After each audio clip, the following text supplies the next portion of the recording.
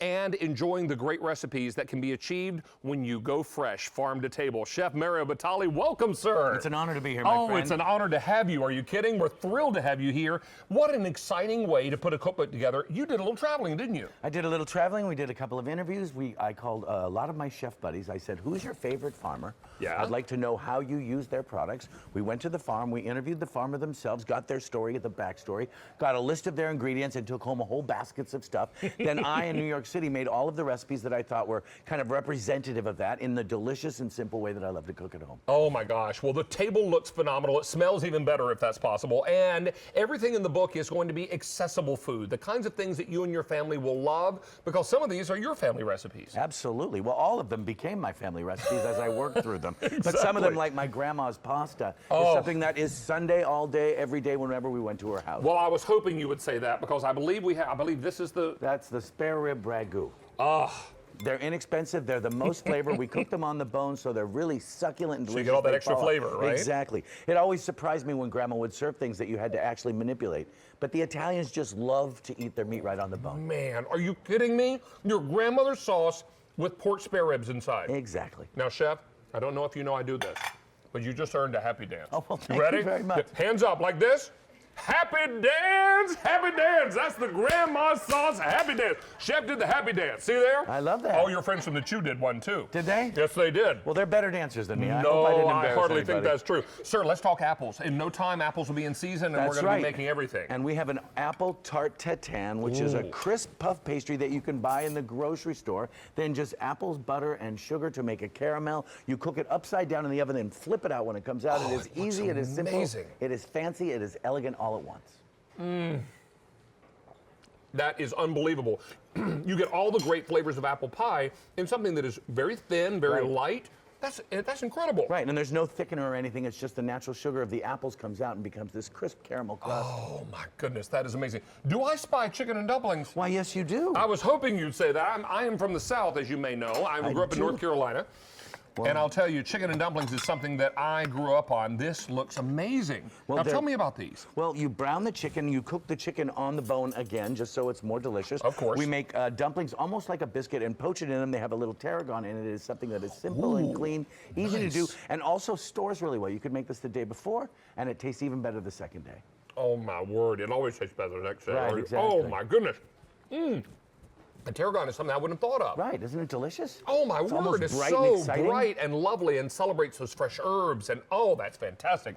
And let that simmer on the stove all day. That's right, you can make it in the morning, let it sit on the stove all day afternoon, and all of a sudden it's delicious. Is there when you get anything home. better? Are you kidding? Come on. Well, let's talk about something very special. These donuts look amazing. Tell me about these, Chef. These are donuts that I first tasted in Rome at a little place called the Friggitoria, which is just a fry shop. They often serve all vegetables, but these are made with potatoes. So they're light, they're vegetal, but they are so remarkable. Try one. Oh, I'd love to.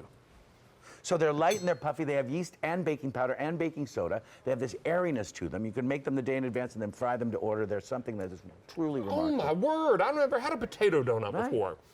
And these are easy to make. Is it like a mashed potato? Yeah, it's like a mashed potato mixed with kind of a pancake dough. You let it rise, punch it down, and then fry them in a saute pan. You don't even have to put them in a deep fryer.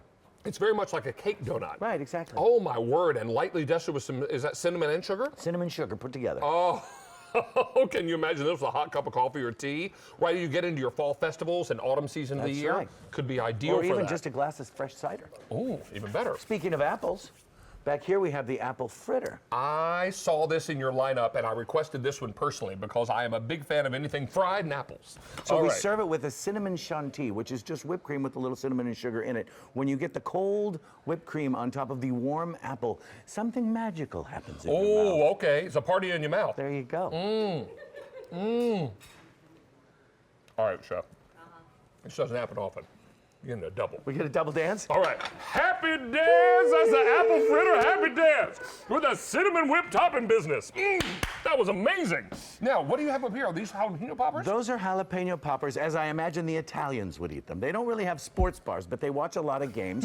I took the jalapeno popper concept, and instead of frying them, I stuffed them with just robiola cheese, which is kind of like a crumbly cow's milk cheese. Of course. And then breadcrumbs, pop them in the oven for 45 minutes. They're soft. They're a little piquant, but nothing that should bother you.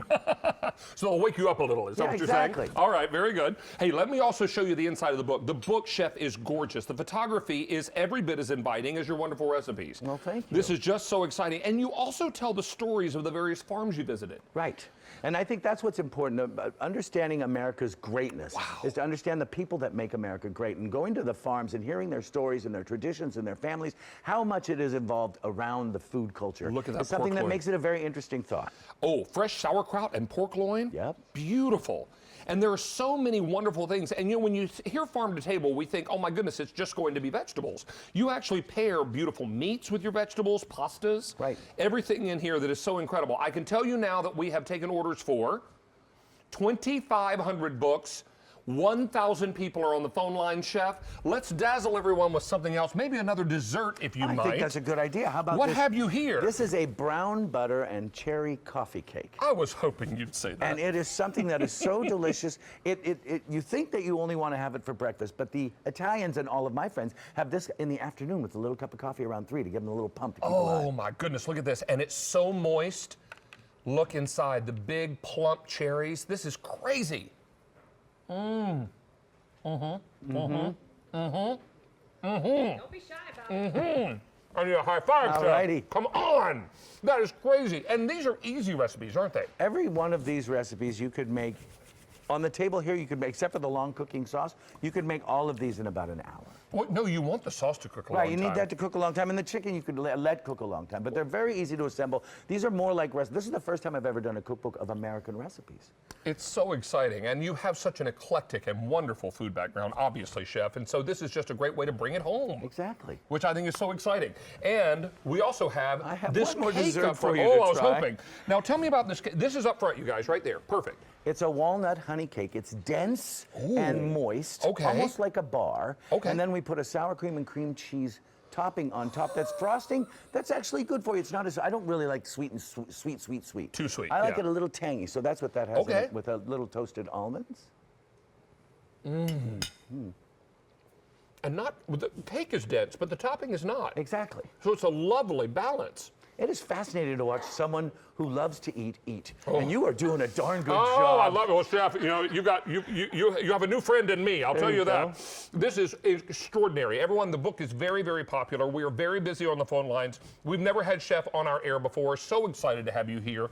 And what a great opportunity to celebrate American grown vegetables and great recipes that really bring our families back around the table and really celebrate the thing that binds us together. Right, and going to the farmer's market is also a family activity. If you have the time on a Saturday or a Sunday, go out, meet the farmer, buy the stuff, help them skip the middleman. Suddenly everybody's working together. Not that the middleman's a bad person, Right. but if you can get the money directly to the farmer, then they're going to be able to profit and hand their farmer to their families and continue good farming. You're supporting local, usually family-run businesses right in your own community, and that's always a big win for everyone.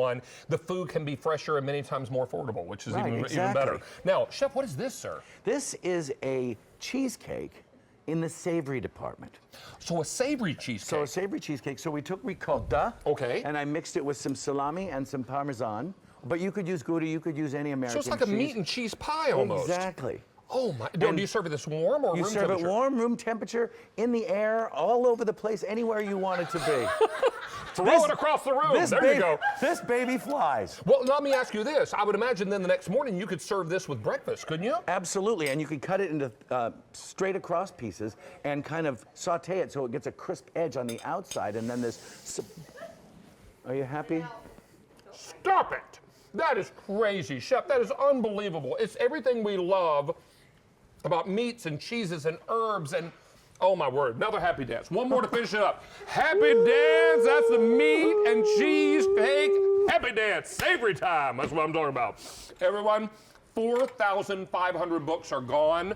Very, very busy on our phone lines. And Chef Mario Batali, I can't tell you what a pleasure it is to have you here today, sir. It's an honor to be here. I can tell you, you made me feel so welcome when I was on the Chew a few years ago. I hope to visit you again soon. With this new book, I I hope. do. I have a new book coming out on October 7th, and so do you. Your book ships the same day mine does. Perfect. So we're thrilled about that. I'm honored to be in your company, sir. Nice to be here. Nice to have you here. And please come back and visit us, will you? Thank you very much. We would love that. So stay on the line, please, and I'll tell you, very, very busy with our on our phone lines for the book. Here is a look at my book coming out the same day as Chef Batali's, and this is Back Around the Table, 156 recipes, and what a great pleasure, sir, to have you here. What an honor. So stay on the line, and we'll get you all squared away with both